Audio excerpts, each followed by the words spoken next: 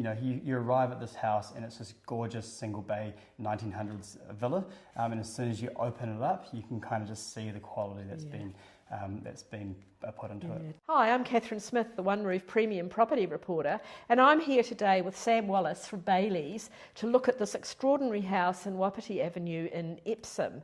It's one of those houses that Sam tells me ticks all the boxes for what people are looking for at this upper end of the market. So tell me about the place, Sam. Thanks, Catherine. They bought this beautiful home and it had great bones. It needed a bit of a kiss and a cuddle, so to speak, and they certainly did that. Tiny bit more than a kiss and a cuddle, looking at the beautiful stone and the brass. Anyway, let's take a walk through, Absolutely. shall we? Sounds great.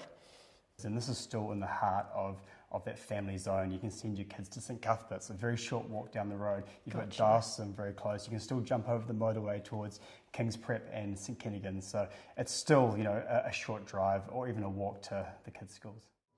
Now we're anchored by this beautiful brass range hood here. You know, it just really sets the scene for the kitchen, and then you're layered with all these different textures like the Alaskan quartzite, which is leathered for a bit of texture. You've got the scullery around the back, and there's just little elements as well which, you know, help kind of pay an ode to the 1900s heritage of the house. You know, like the LeCunch oven. While it's a modern oven, it has that kind of old vintage look about it. The vendor scoured through France and found this beautiful chandelier in a French chateau, restored it and put it in its central place here in the entryway. Oh, that packing case when it arrived, your heart would have been in your mouth. Absolutely. Will they have survived? A lot of infill housing of late, so you know, when people look at the house from the street, they always look, oh, well, what can be built next door, because they don't necessarily want their street being filled with more and more cars, so it does help protect their asset. Our job is really about joining the two dots, you know, buyer and a seller, and it's been very much the case over the last 12 months.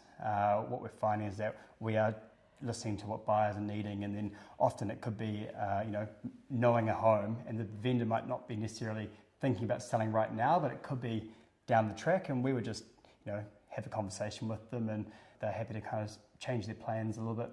Oh my goodness, look at that. Yeah, and fabulous. So I know. How long would you have to wait for that to get delivered from France? Eh?